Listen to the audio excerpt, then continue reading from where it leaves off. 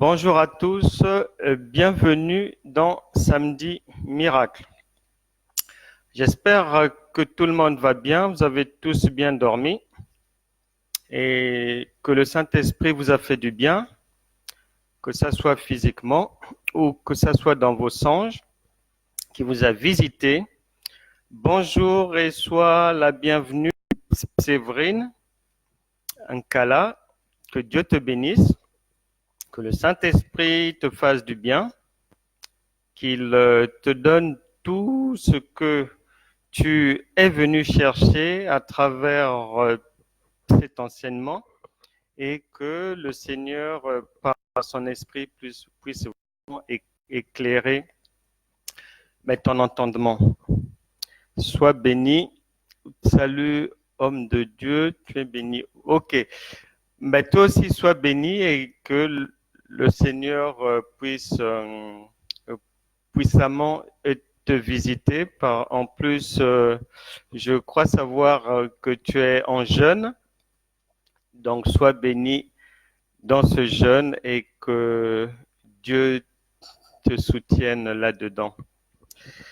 J'espère que tout va bien. Ben, vous pouvez entrer, vous pouvez venir. On attend Nathalie, on attend Patricia, on attend Germaine, Yvette. Oh, bonjour, Jorus.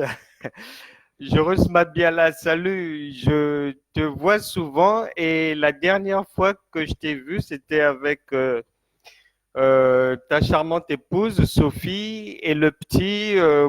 Vous étiez dans l'eau, hein, du côté de Marseille, je suppose. Vraiment, sois béni, bien de choses à Sophie et que le Saint-Esprit vraiment vous fasse du bien. Ça me fait plaisir de te retrouver à ce rendez-vous.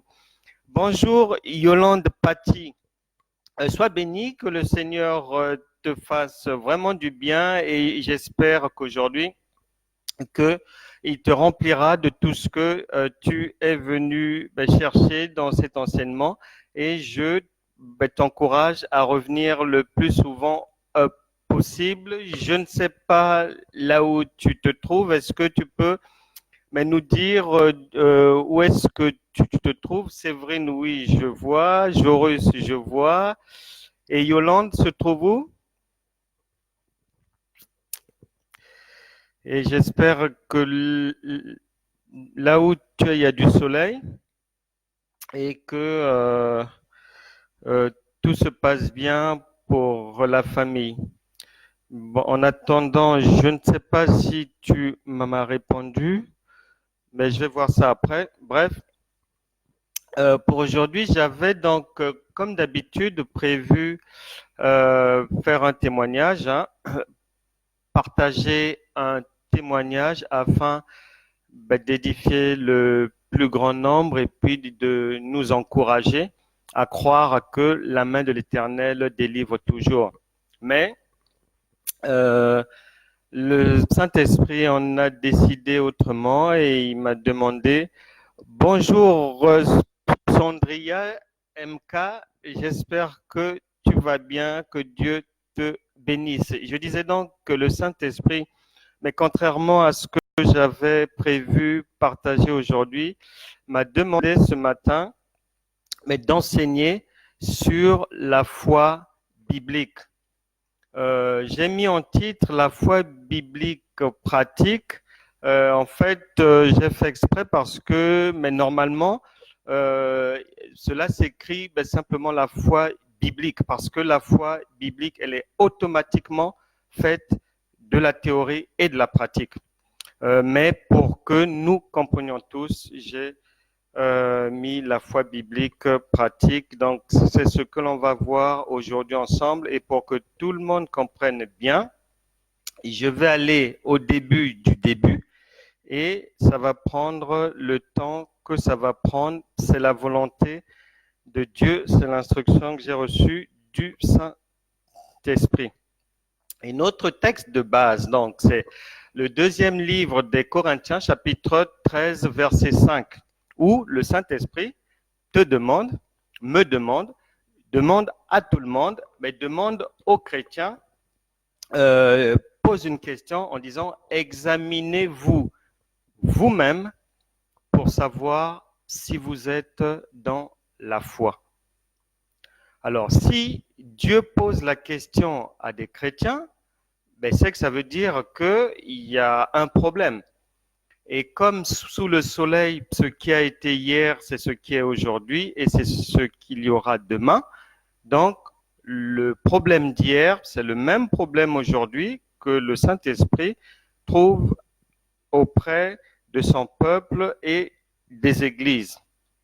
La Bible déclare que il faut d'abord savoir que il y a la cohabitation de deux mondes sur Terre, sur la planète Terre, le monde spirituel et le monde naturel. Il est écrit, Jean chapitre 1, verset 1, que au commencement était la parole, et la parole était avec Dieu, et la parole était Dieu. Donc, cette Bible, c'est la parole. C'est par la parole que Dieu a créé toutes choses. Elle a été à l'origine de tout. Donc, comme Dieu est esprit, la parole est d'abord esprit, donc c'est le spirituel qui est venu appeler à l'existence, créer le naturel. Et la Bible déclare que Dieu tient dans sa main l'univers. Donc, tout ce monde naturel-là, Dieu est sur la main de Dieu. Et donc, notre monde là, le naturel, on va maintenant voir ce que ce monde contient. La parole de Dieu est spirituelle, mais sa manifestation est concrète, pratique et évidente. Donc, un chrétien qui n'a pas la lecture de ce qui est spirituel, de ce que Dieu fait, de ce que Dieu dit, qui n'a pas cette compréhension-là, n'est pas en harmonie avec le royaume de Dieu. L'Ancien Testament nous expose des faits du peuple d'Israël qui est, on va dire, l'humanité actuelle, qui était en esclavage et qui sort de l'esclavage en Égypte. Ça veut dire quoi? Dieu a délivré l'homme, a emmené l'homme sur la terre promise en lui disant de prendre possession et que Dieu a déjà donné, mais lorsqu'ils arrivent au moment de prendre possession de la terre promise, ils vont se rendre compte que la terre donnée est habitée par plusieurs peuples qu'il faudra combattre, qu'il faudra chasser avant de prendre possession de ce pays où coule le lait et le miel. Alors là, c'est la parole qu'il explique. Maintenant, cette parole, elle est là et la vie humaine est le prolongement de cette parole. Ce qui veut dire quoi? Ce qui veut dire que nous, lorsque nous venons sur Terre, un être humain arrive sur Terre, que ça soit l'enfance, l'adolescence, etc., la vie va être jalonnée d'obstacles, de combats, d'épreuves, de choses à surmonter afin de parvenir à réaliser la vie, parvenir à accomplir son mandat sur Terre, parvenir à l'épanouissement.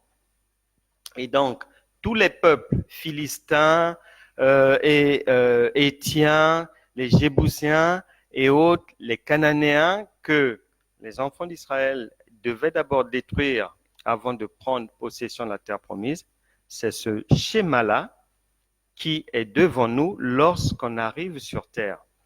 Il y aura des obstacles, des épreuves et tout, donc c'est la même chose. On doit remporter ces victoires-là pour aller de l'avant.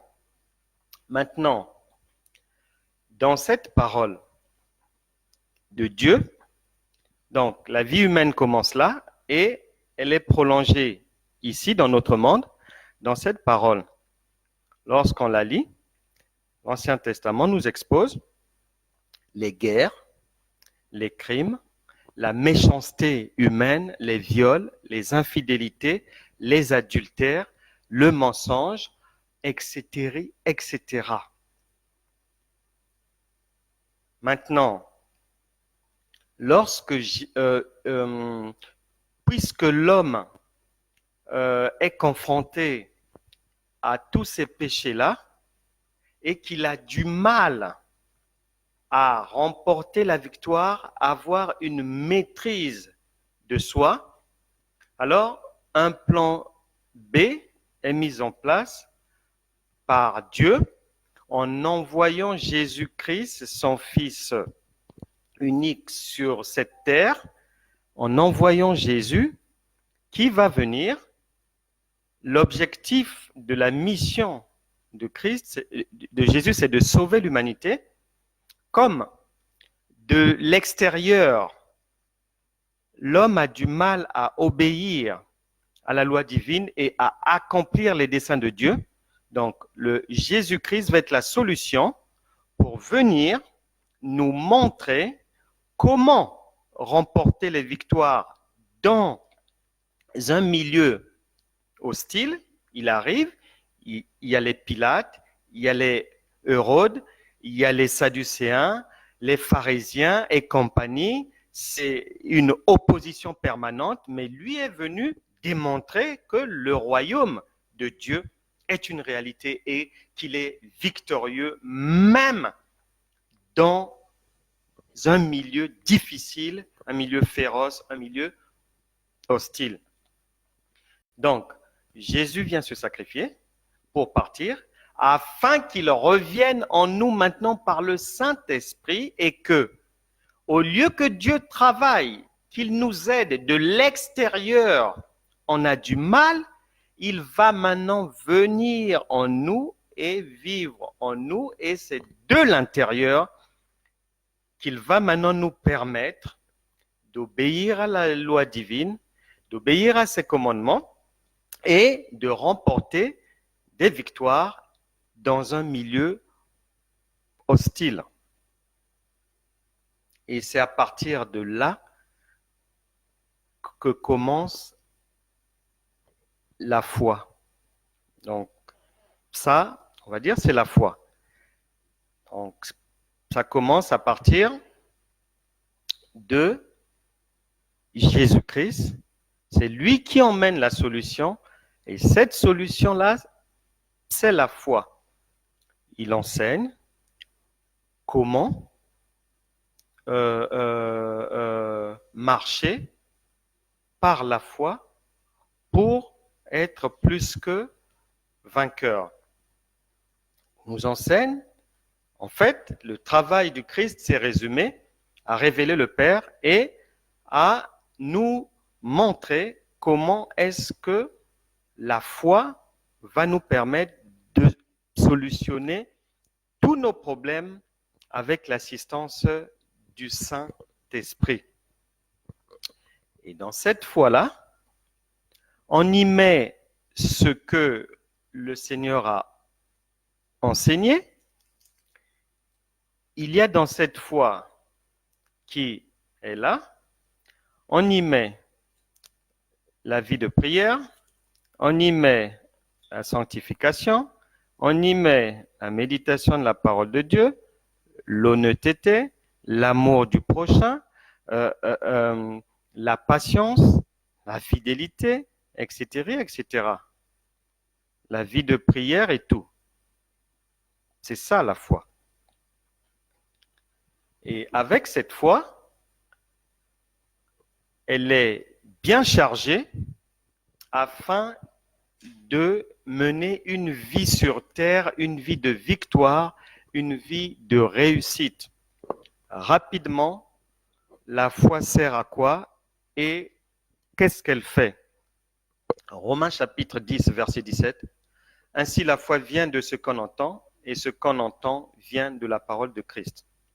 2 Corinthiens 5, 7. Nous marchons par la foi et non par la vue. Hébreux chapitre 11, verset 1. Or, la foi est une ferme assurance des choses que l'on espère, une démonstration de celles que l'on ne voit pas. Hébreux chapitre 11, verset 6. Or, sans la foi, nul ne peut être agréable à Dieu. Romains chapitre 1, verset 17. Le juste vivra par la foi. Matthieu 21, verset 22. Tout ce que vous demanderez avec foi, par la prière, vous le recevrez. Jacques chapitre 5, verset 15, la prière de la foi sauvera le malade. Éphésiens 5, 16, prenez par-dessus tout cela le bouclier de la foi, avec lequel vous pourrez éteindre tous les traits enflammés du malin. 1 Corinthiens 13, verset 13, maintenant donc, ces trois choses demeurent, 2 points. Et là, Dieu commence par la foi, ensuite l'espérance, et ensuite l'amour. 2 Pierre chapitre 1, versets 5 à 9. À cause de cela même, faites tous vos efforts pour joindre à votre foi. Donc, il commence par la foi. Pour joindre à votre foi la vertu, à la vertu, la science, etc., etc. Romains chapitre 4, verset 16. C'est pourquoi les héritiers le sont par la foi. Jacques chapitre 2, verset 17. Il en est ainsi de la foi. Si elle n'a pas les œuvres, elle est morte en elle-même.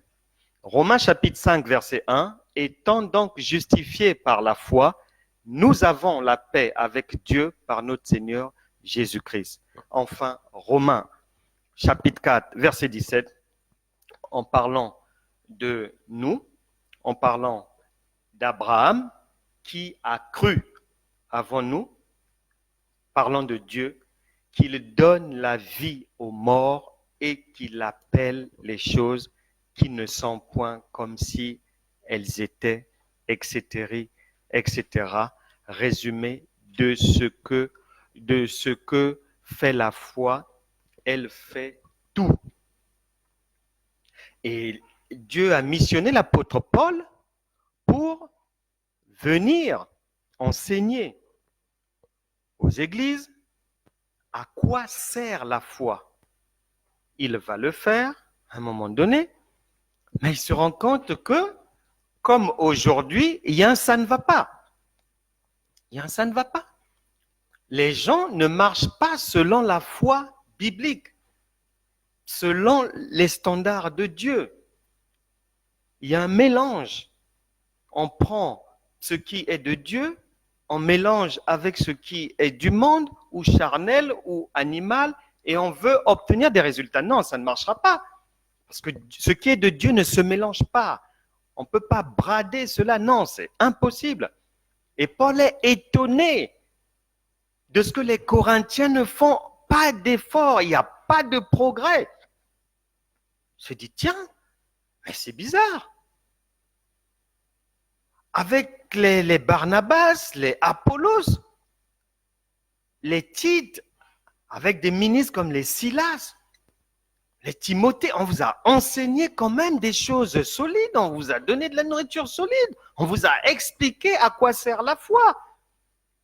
Vous ne pouvez pas encore rester à ce niveau-là. Il est vraiment surpris. Et il dit aux Galates, tiens, mais vous aussi, qui vous a ensorcelé?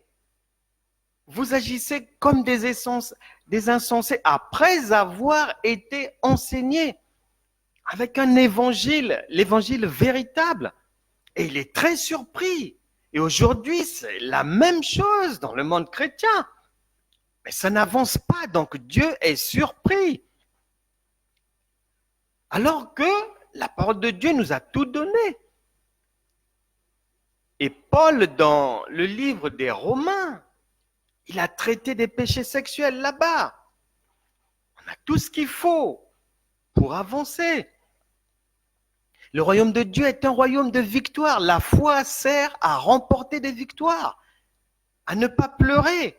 Le royaume de Dieu, dans le royaume de Dieu, dans une vie de la foi, il n'y a pas de larmes. Il y a des moments de tristesse, certes, mais par le Saint-Esprit, on se relève rapidement et on avance. Et dans la foi, si vous allez dans l'Ancien Testament, il y a un modèle qui nous a été montré pour posséder quelque chose, pour avancer. Moïse avait envoyé des espions aller espionner la terre promise. Comment est-ce qu'elle était? Comment est-ce qu'on pouvait la conquérir et tout? Et quand Jésus arrive, avec ce qui nous envoie le Saint-Esprit, mais ça n'a pas changé. La foi, en elle, il y a, par le Saint-Esprit, il y a un service de renseignement chargé de nous renseigner.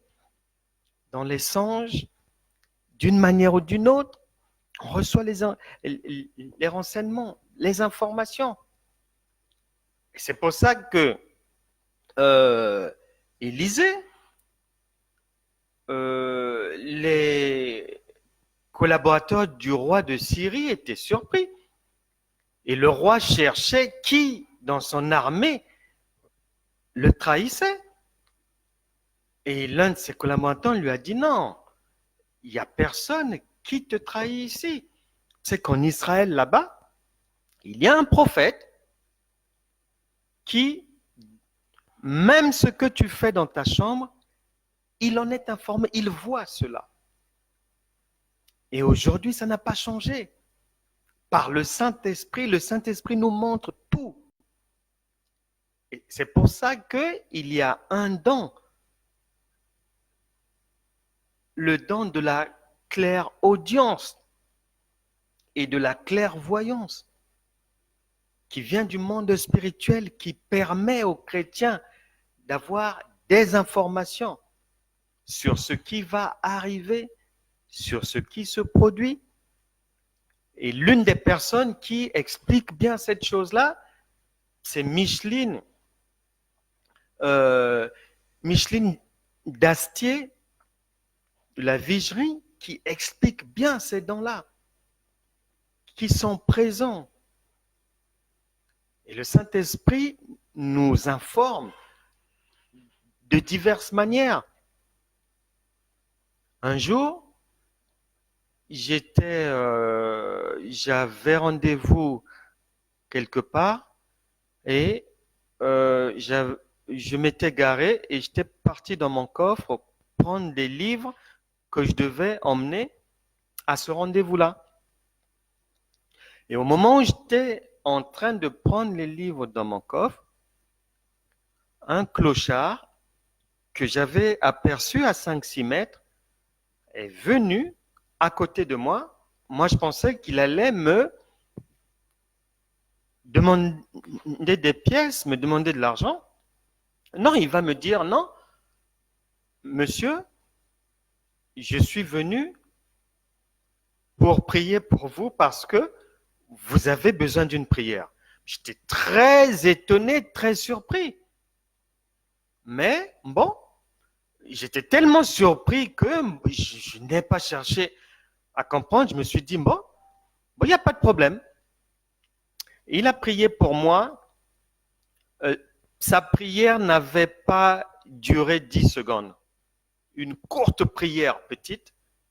Et après, il m'a posé une question. Il m'a demandé des nouvelles de ma femme, de mes enfants. Et il m'a souhaité bon courage. Et il me disait que je devais en avoir besoin. Mais à partir de ce moment-là,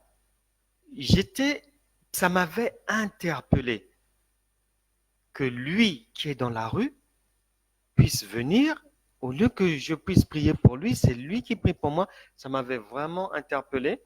Et à partir de là, j'ai pris cela comme une information que le royaume de Dieu me donnait, que Dieu m'emmenait. Donc, elle peut venir par quiconque. Et dans la suite des temps, effectivement, j'ai vécu une série de problèmes parmi les problèmes les plus difficiles que je n'ai jamais eu à affronter dans ma vie.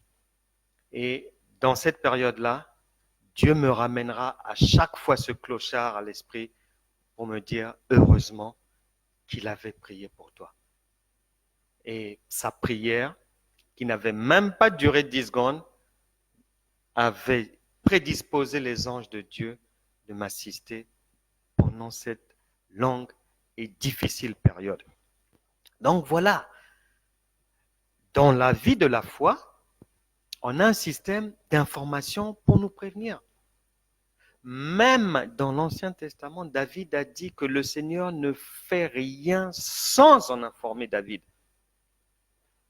Mais malheureusement, la chrétienté d'aujourd'hui, les gens marchent comme des aveugles. Les gens marchent comme les païens. Et cette marche-là n'est pas agréable aux yeux du Seigneur. Parce que dans la vie de la foi, on ne marche pas comme les incroyants ou les païens. On ne marche pas comme le chrétien animal. On ne marche pas comme le chrétien charnel. On marche par l'Esprit de Dieu. Et la marche par l'Esprit de Dieu, la chrétienté, est une vie surnaturelle. Elle n'est pas naturelle. Elle n'est pas naturelle. La foi quitte le sol pour être dans la pesanteur, dans le surnaturel. Elle s'exprime, elle prend sa source dans le surnaturel, elle s'exprime dans le surnaturel et elle fait la guerre dans le surnaturel. Elle remporte des victoires surnaturelles qui sont appelées miracles de Dieu. Un chrétien n'a pas à résoudre ses problèmes comme un païen, non. Si dans ta marche chrétienne, tu résous tes problèmes comme les païens ou comme ton voisin qui ne connaît pas Dieu, alors le Seigneur t'interpelle aujourd'hui. 2 Corinthiens chapitre 5, verset 13, pour savoir si tu es dans la foi. Un exemple du solutionnement d'un problème dans les standards de la foi. Parce que celui qui marche dans la foi, avec l'Esprit de Dieu, résout les problèmes à la manière de Dieu, pas à la manière des autres. Le pasteur Michael Lebeau, à une époque, il s'est retrouvé à Paris. Il louait un studio en colocation qu'il payait 600 euros. Et à un moment donné, il s'est retrouvé dans la galère. Et un mois arrive où il n'arrive pas pratiquement à manger. Donc, il n'a plus de quoi, comme il n'a plus de quoi même manger, donc il ne pourra pas payer son loyer. Il descend, il va dans un parc, il s'assoit et il remet le problème à Dieu que Seigneur, voici la situation, mais je sais que nous recevons notre provision de toi. Donc, interviens dans la situation. Il n'est pas allé voir un voisin pour emprunter de l'argent. Il n'a pas fait appel à des païens pour demander de l'aide. Il n'est pas allé voir un banquier pour demander quelque chose, non. Il a parlé à son Seigneur et Sauveur. Le dimanche qui a suivi, il s'est retrouvé dans une église, invité.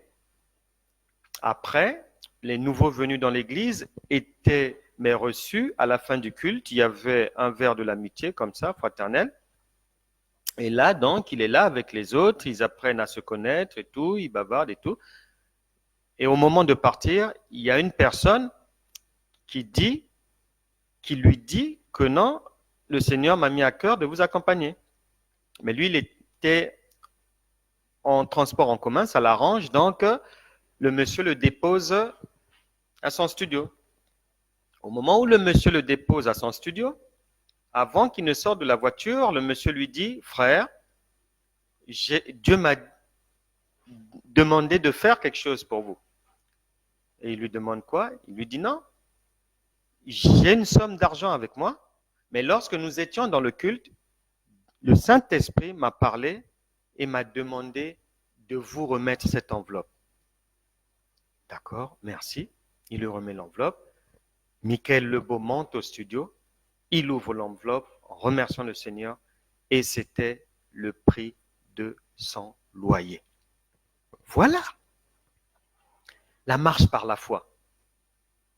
Dans la marche par la foi, notre espérance, nos capacités, nos possibilités dépendent du Saint-Esprit, dépendent de Dieu et non des hommes.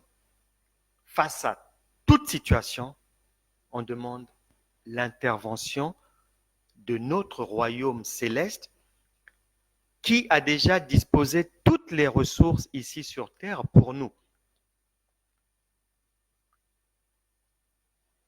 Donc voilà la marche par la foi. Et si on laisse le besoin financier, dans la vie de la foi, il y a des problèmes qui vont se résoudre verticalement, c'est-à-dire le royaume va envoyer la provision par une main inconnue vers nous. Il y a la résolution des problèmes aussi de manière horizontale. Et là, on a besoin d'un autre élément qui se trouve dans le bol de la foi. L'autre élément, c'est la sagesse. Parce que dans la foi, il y a la connaissance, il y a la sagesse, il y a l'intelligence. Il y a tout ça là-dedans. Il y a pas, la foi n'existe pas sans ces éléments-là. Non. La foi biblique, non. La foi biblique, c'est un contenu de beaucoup de choses, mais qui viennent à nous par le Saint-Esprit avec l'exercice. On s'exerce, et au fur et à mesure, Dieu remplit, il met la connaissance, il met l'intelligence, il met la patience, il met l'honnêteté, il met la sanctification, etc., etc. Et c'est ça, c'est cet ensemble que l'on appelle la foi. Et donc, si vous êtes une femme chrétienne et que vous passez votre temps à l'église en négligeant le mari, en délaissant un peu les enfants, au prétexte que non, vous servez Dieu, ou bien Dieu vous demande de faire ces activités-là à l'église, ceci, cela, vous n'êtes pas dans la foi parce que dans la foi, il y a la sagesse. L'un des éléments de la foi, c'est la sagesse par laquelle le Saint-Esprit vous dit non, chaque chose a son temps. Il y a un temps pour l'église, il y a un temps pour s'occuper du mari, il y a un temps pour s'occuper des enfants, il y a un temps pour tout. Vous ne pouvez pas prendre 80% du temps et le passer dans les activités chrétiennes en disant que mon Dieu est prioritaire. Non, non, non, non, non. Vous n'êtes plus dans la foi.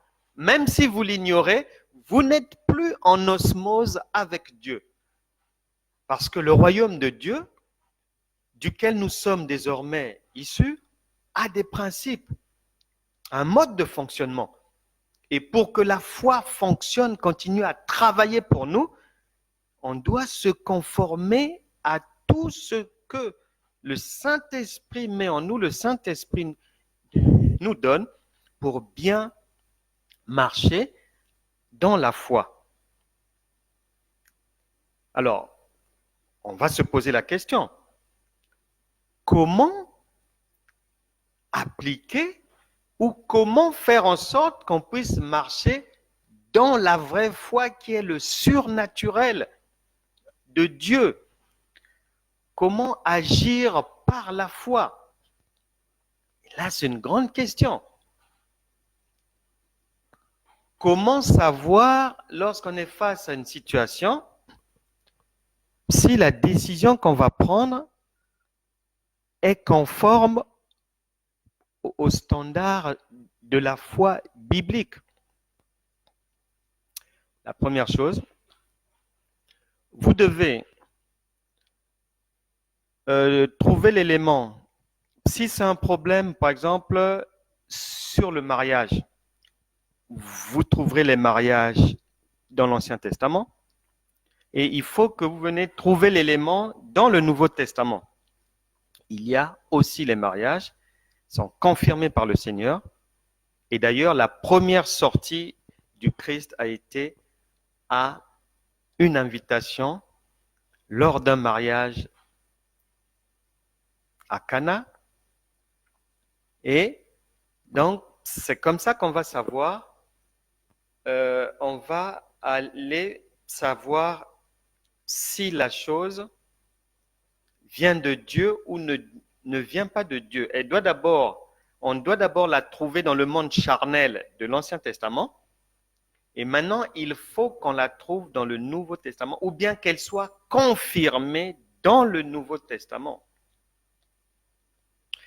Si c'est le nombre de femmes, si le monde charnel de l'Ancien Testament sous la loi,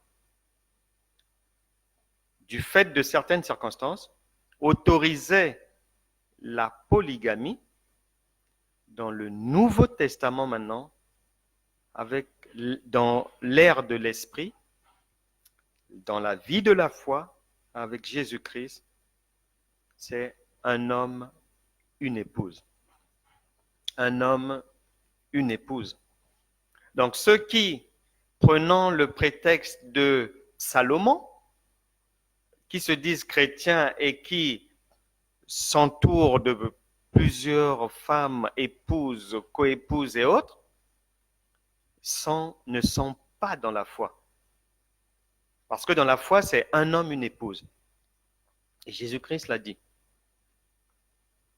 Et même Salomon, duquel il se réfère, mais à la fin, Salomon a été dégoûté et lui-même a dit que c'était vanité des vanités, donc il avait reconnu son erreur.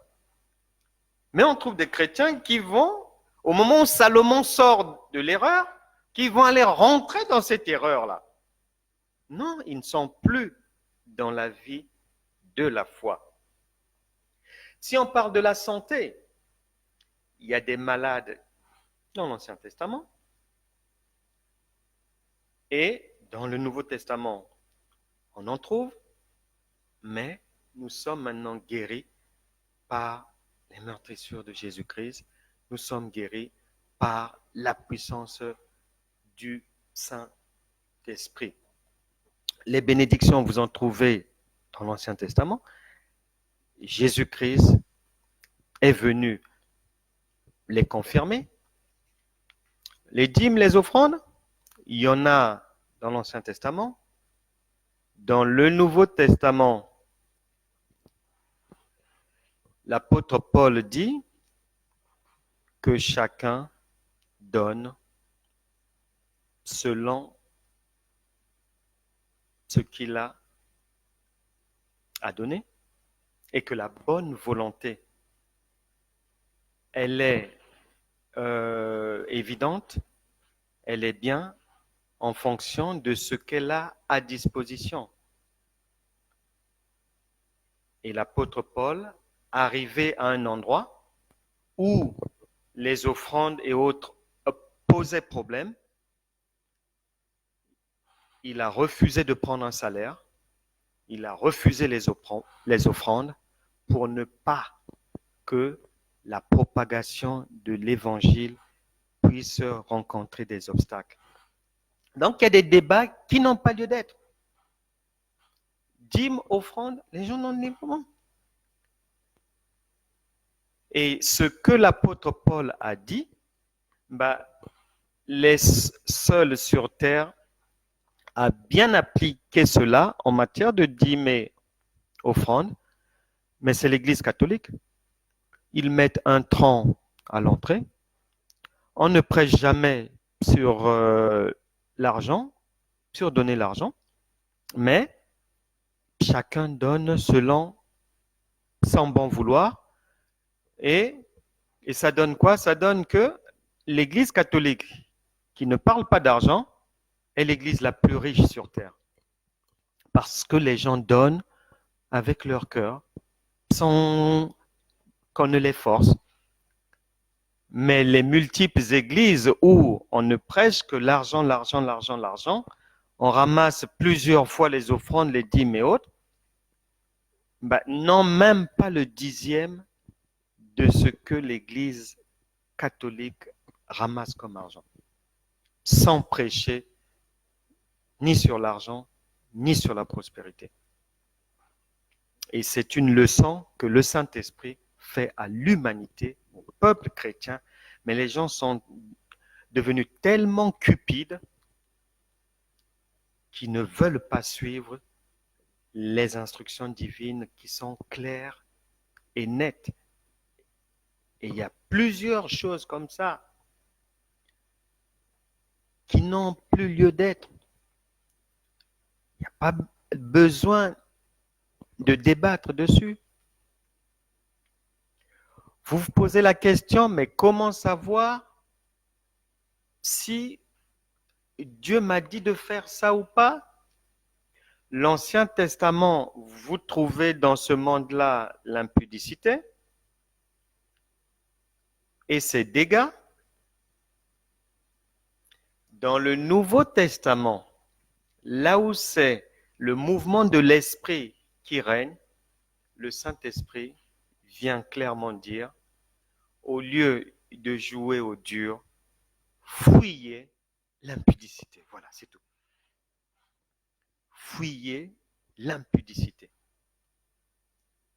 Donc, on peut facilement, avant même de chercher à prier pour savoir si telle chose, on doit le faire ou on ne doit pas le faire, il y a une première manière, c'est de vérifier si la chose existe dans l'Ancien Testament et qu'est-ce que la nouvelle loi de l'Esprit en dit. Et là, on aura déjà fait un pas. Il y aura des choses qu'on va mettre à la poubelle parce que on verra qu'elles n'ont pas lieu d'être, mais il y en aura d'autres qui seront à prendre en compte. Deuxième chose dans la vie de la foi, quelqu'un qui marche par l'Esprit de Dieu doit avoir une formation de Dieu sur des choses spirituelles. C'est pour ça, par exemple, que lorsque David vient se présenter face à Goliath, les gens pensent que c'est un énergumène, il n'a pas d'expérience, ceci, cela. Non, c'est là où David va dire non, non, non, non. Lorsque je courais derrière les brebis, là-bas, j'ai eu à combattre contre les ours, les lions. Donc, il avait été entraîné dans le monde spirituel par Dieu. Dieu entraîne les gens pour que les gens puissent passer d'une chrétienté animale et charnelle à une chrétienté biblique, à une chrétienté par l'esprit, à une chrétienté surnaturelle, spirituelle. Parce que c'est là où Dieu nous attend, c'est là où il nous fixe rendez-vous. Et cette formation-là, nous l'avons tous. Il faut y veiller. Je me souviens, par exemple, à un moment donné, il y a plusieurs années de cela, nos enfants tombaient souvent malades. Et comme ça, on a commencé avec ma femme. Bon, si l'hôpital, ça ne marche pas, on a commencé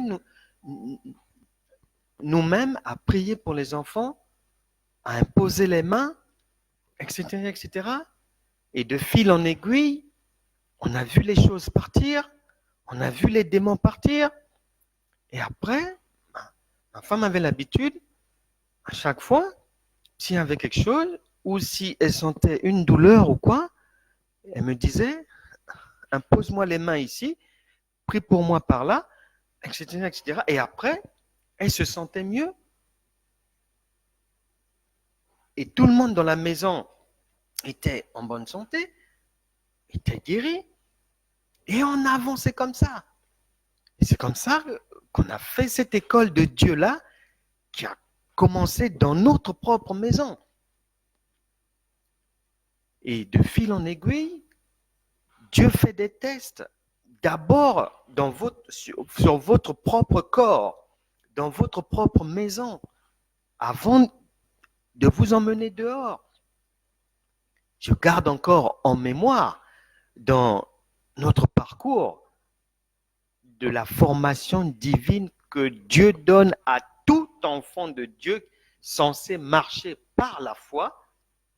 Je me souviens, lorsque j'avais rencontré mon épouse, rapidement, je m'étais rendu compte qu'au niveau de son nombril, il y avait une mauvaise odeur qui se dégageait. Et rapidement, je lui avais dit, chérie, tu as un problème au niveau du nombril. Moi, je sens une mauvaise odeur.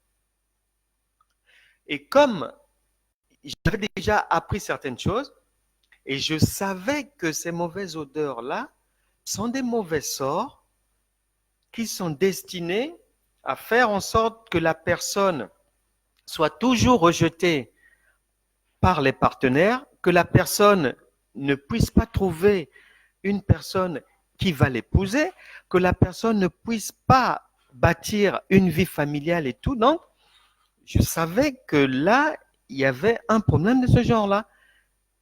Et lorsque je le lui avais dit, Dieu merci, elle a réfléchi et elle va venir me dire ceci, que ce que tu m'as dit m'a rappelé quelque chose. Dans le passé, j'avais eu un ex-copain qui un jour m'avait dit, est-ce que tu peux aller prendre ta douche parce que tu sens mauvais? Et comment ça se fait que toi, tu viens me sortir la même chose, mais à l'époque, ni lui ni moi, étant dans l'ignorance, on n'avait pas creusé. Mais toi, tu es venu redire la même chose, mais tu as apporté une précision en disant que l'odeur vient du nombril. Alors, on avait compris qu'on devait prier et que le problème se trouvait au niveau du nombril. Et quand nous avons prié, ça n'avait même pas fait un mois que de la mauvaise odeur, ma femme avait maintenant l'odeur de Dieu. C'est-à-dire que son odeur naturelle n'a plus besoin de parfum. N'avait plus besoin de parfum. C'était le contraire de ce qu'il y avait avant. Et voilà comment Dieu forme. C'est pour ça que dans la vie de la foi, on ne vit pas dans le bruit. On ne vit pas dans le tralala. Les chrétiens sont trop dans le bruit, dans du n'importe quoi. Ils n'écoutent pas, ils ne sont pas attentifs. Or, dans la marche, dans la foi, il faut de l'attention, de l'éveil, de l'écoute, de l'observation. Et les jeûnes, les prières qui sont faites doivent être pratiquées sur des cas réels, pratiques. Et donc, les difficultés vont aller crescendo parce que la foi grandit. Et c'est comme ça que petit à petit, on grandit dans la foi que Dieu forme. La troisième chose, donc, il y a l'écoute de Dieu par le Saint-Esprit. Je suis souvent surpris et étonné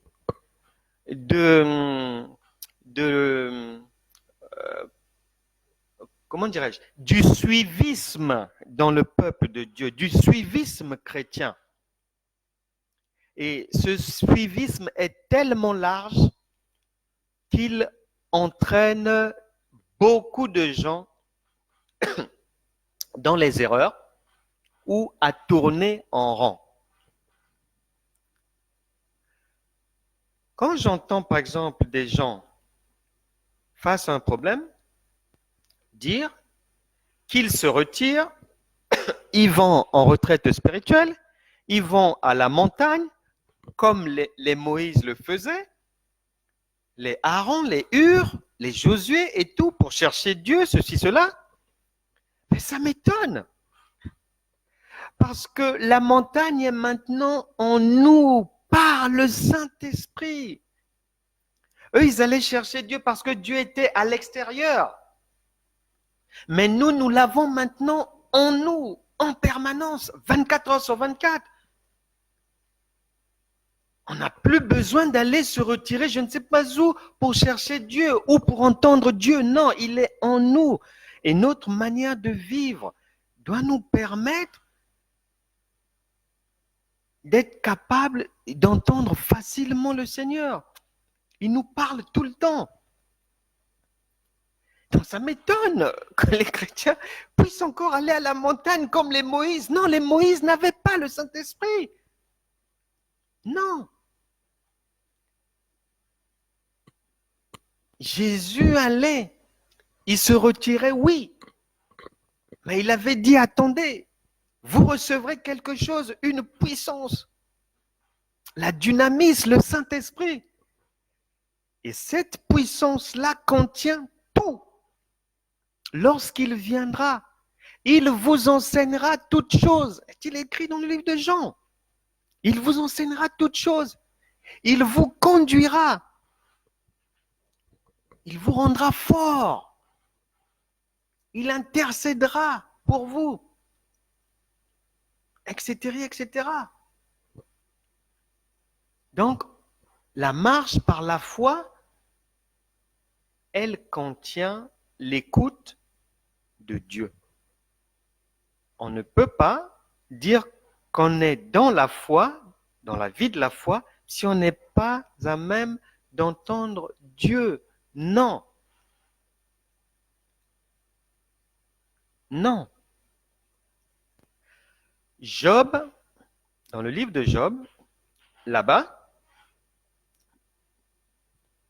Ancien Testament, la loi naturelle, là-bas, il est dit que lorsque Dieu se réunissait, lorsque Dieu se réunit avec ses fils, Satan se présente pour venir accuser.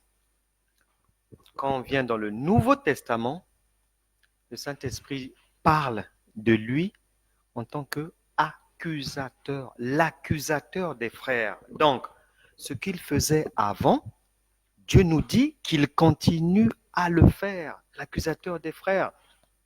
Il a un service spécifique, lui et ses démons, chargés de nous surveiller, de surveiller les faits et gestes. Et cette manière de faire, cette surveillance dans l'Ancien Testament, effectuée par Satan, existe jusqu'aujourd'hui. Dans le monde de l'esprit, les 7 fils de Séva ont arrêté.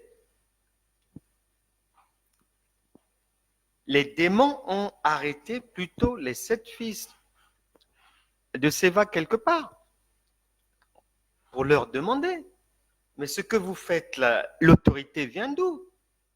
Mais dans nos registres, on ne vous voit pas. Vous avez fait quelle école? Qui est votre maître? Vous parlez de Paul, on connaît. Vous parlez de Jésus-Christ que Paul prêche. Oui, on les connaît ces gens-là, mais vous avez reçu quelle formation? Vous n'êtes même pas dans la foi biblique. Votre pédigré est nul. Et en vertu de quoi voulez-vous chasser les démons? Voulez-vous nous chasser? Non. Donc cette surveillance-là existe encore. C'est pour ça que la sœur qui est dans la chorale et qui a commis l'impudicité la veille, lorsqu'elle vient chanter le dimanche matin, ses chants, sa prière est vaine, puisque les démons sont là, Satan et ces démons sont là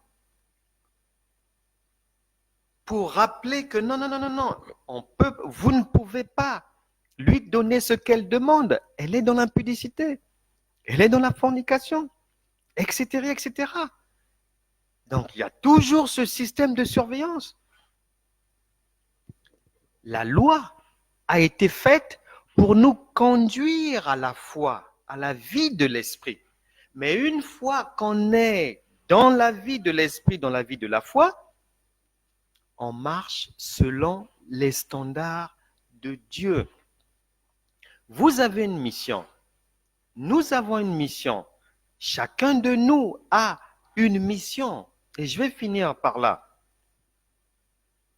La mission, c'est une mission de triomphe, de venir démontrer que dans un monde pervers, criminel, corrompu, dégueulasse, sale, souillé, par la foi, dans un monde où la pauvreté règne, par la foi biblique qui contient plusieurs ingrédients solides, par cette foi-là, nous sommes à même de régner, de traverser les épreuves avec aisance, avec sourire, avec joie.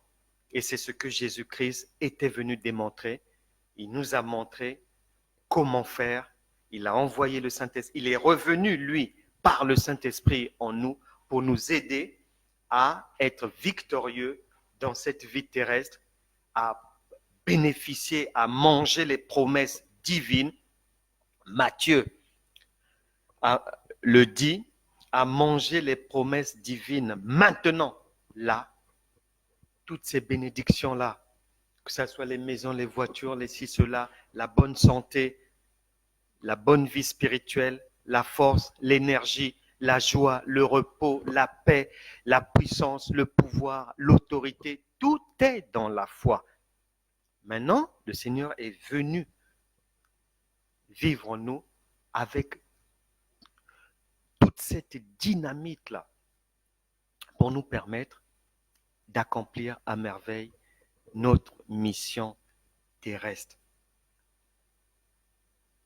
Maintenant, c'est pour ça que, comme Jésus-Christ, nous avons la même mission. Première épître de Jean, chapitre 3, verset 8. Donc, le Fils de l'homme est venu pour détruire les œuvres du diable. Et cette mission-là nous a été léguée.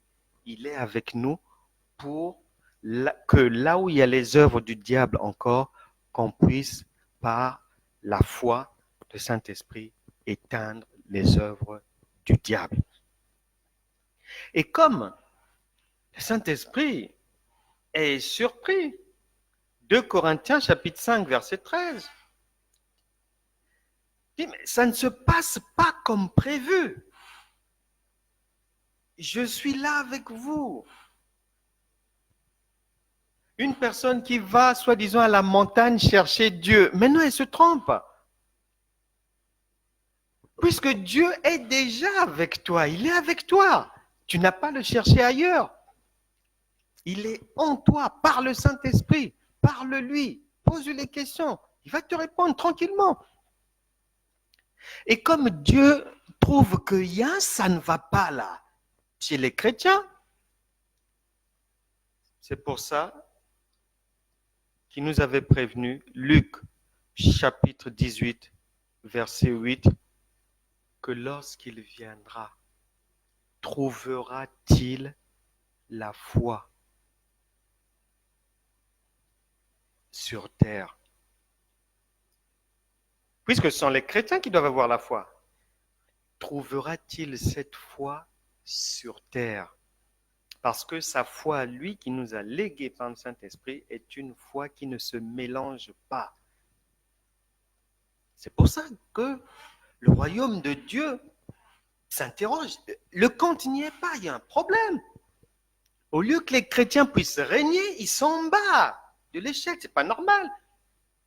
Martin Luther King avait eu le réflexe, la révélation de prévenir qu'une église qui ne résout pas les problèmes sociaux, économiques des gens n'a pas sa raison d'être, elle doit fermer, elle doit disparaître.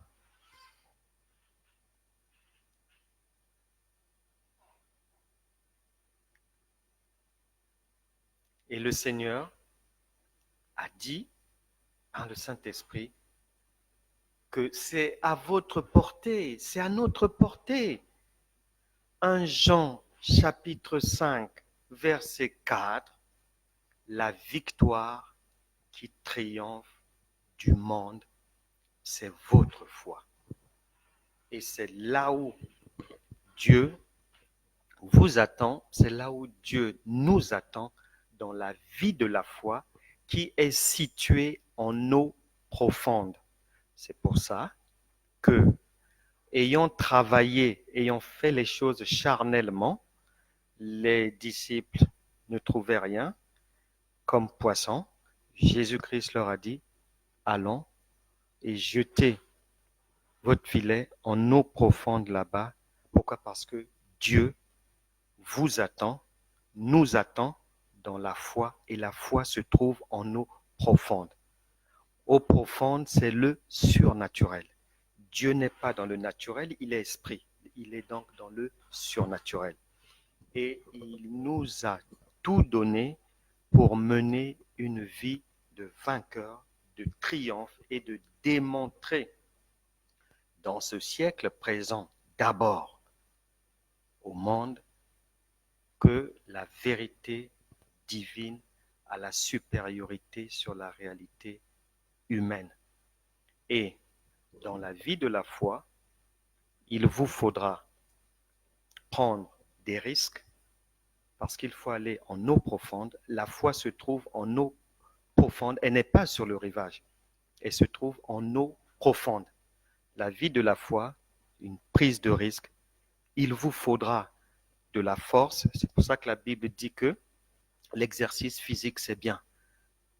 Parce que la marche par la foi, il y a des secousses, des vibrations. Donc, physiquement, il faut être fort.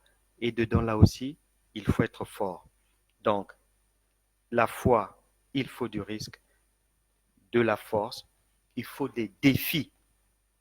Après un problème, le prochain problème, il faut relever le défi, etc., etc., puisque la vie sur Terre consiste à résoudre les problèmes. Vous finissez aujourd'hui, il y en a un qui pointe déjà à l'horizon. Une semaine ou 2 semaines après, un autre problème va se pointer devant votre porte. Mais comme vous êtes censé avoir la foi, c'est cette foi-là qui vous permet de traverser les épreuves avec aisance, comme Jésus-Christ le faisait dans Jérusalem et autres, au milieu des oppositions, au milieu des pharisiens, au milieu de tout le monde d'Hérode, des Pilates et autres. risque, force, défi et persévérance. Voilà, je vous laisse avec ces ingrédients-là aujourd'hui, qui sont des boosters de la foi, sans lesquels vous ne pouvez pas être agréable à Dieu.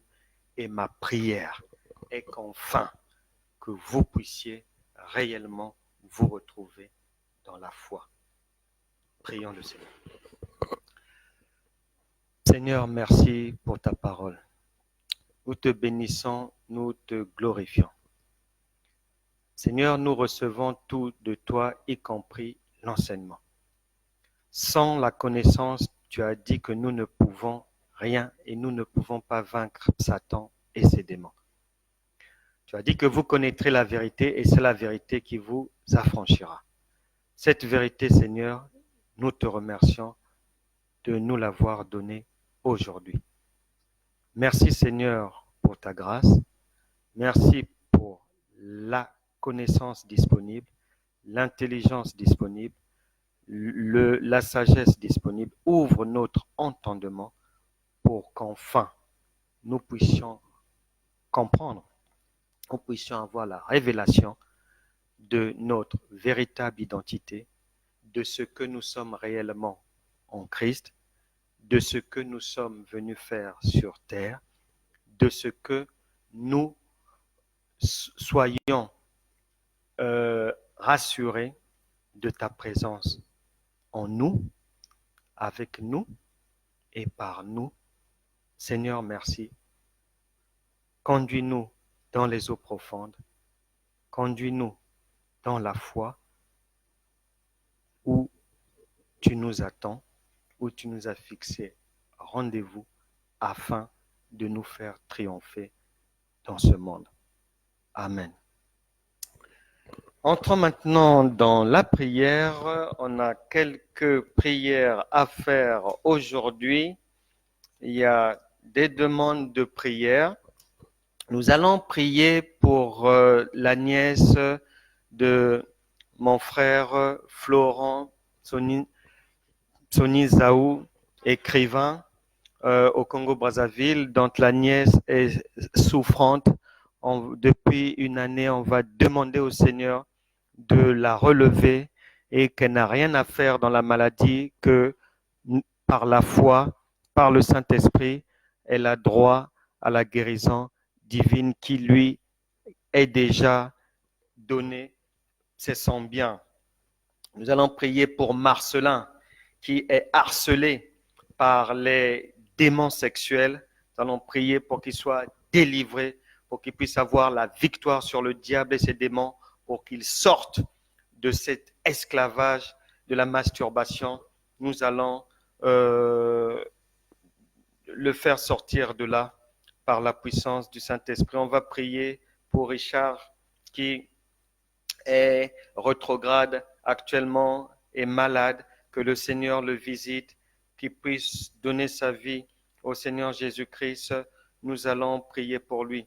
On va prier pour Richard, un autre Richard, 19 ans, et Nathan, 15 ans, qui sont dans la drogue et qui sont devenus anti-évangile. On va prier pour leur délivrance. On va prier pour Patrick, bipolaire, violent, menteur et se permet d'injurier le Dieu vivant et vrai.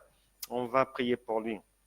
Nous allons et ce même Patrick se permet même d'acheter de la drogue qu'il offre à ses enfants. On va tous s'unir en prière, on va se connecter et nous allons prier. Bien sûr, on va prier pour eux, mais vous aussi, peu importe le problème par lequel vous passez, peu importe ce que vous traversez, le Seigneur va aussi vous visiter, vous guérir, vous délivrer, vous faire du bien. Soyez seulement connectés et saisissez maintenant et saisissez à chaque fois que vous allez voir cet élément, cette vidéo, cet enseignement, ces paroles. À chaque fois que vous allez entendre ces paroles du Saint-Esprit, connectez-vous, que ça soit maintenant, que ça soit après, que ça soit demain, que ça soit dans un an, connectez-vous. C'est une onction qui est libérée et qui ne meurt jamais. Au nom de Jésus, nous prions pour toutes ces personnes que toute douleur dans leur corps, toute douleur puisse maintenant partir. Nous vous ordonnons de quitter les corps de tous ceux qui sont sur cette liste ou de tous ceux qui sont connectés. Que toute douleur quitte vos corps maintenant au nom de Jésus.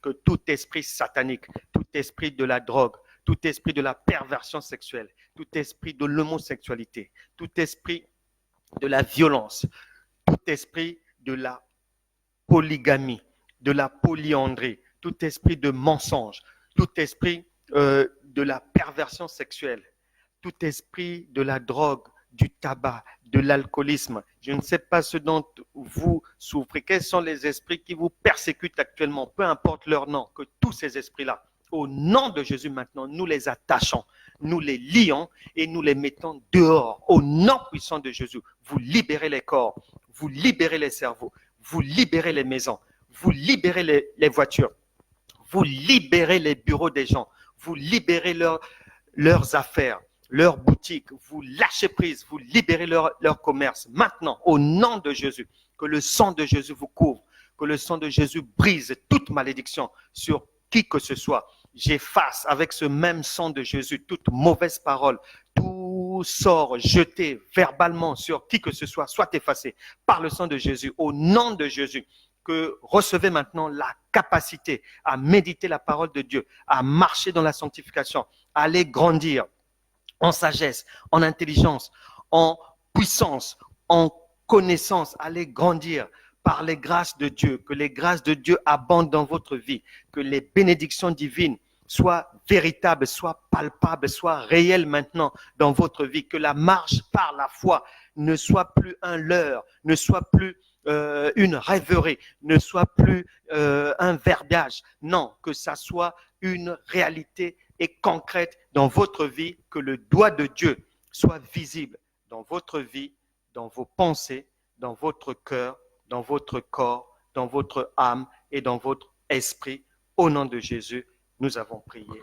Amen. Que le Seigneur vous bénisse abondamment, Sandria MK, Yolande Patti, Joris Mabiala, Séverine, Nathalie Adibolo, Didier Dumont, Franck Beugre.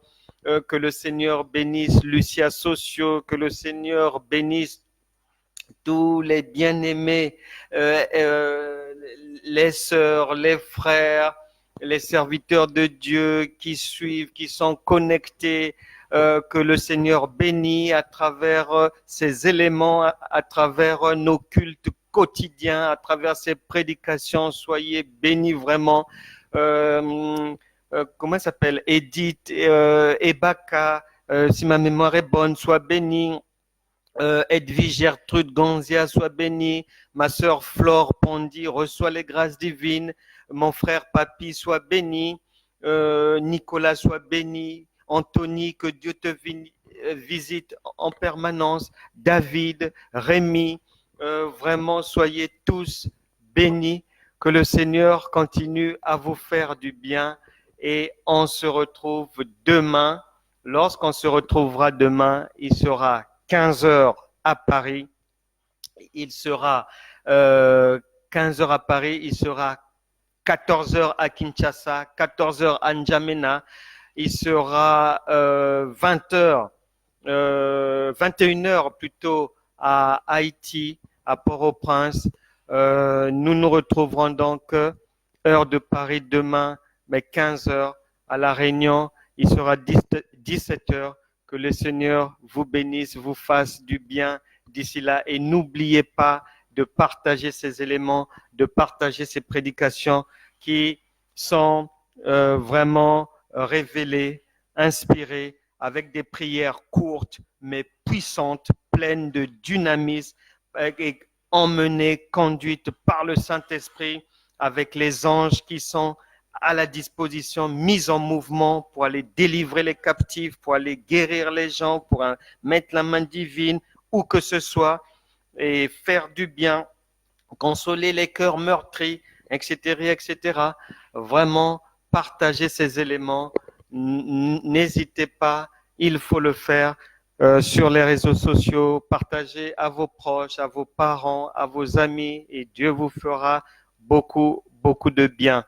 C'était Franck Cana, ministre de Dieu au Centre international d'évangélisation, dans un enseignement, une prédication intitulée, et je vous laisse sur cette parole à méditer encore et encore, 2 Corinthiens chapitre 5, verset 13.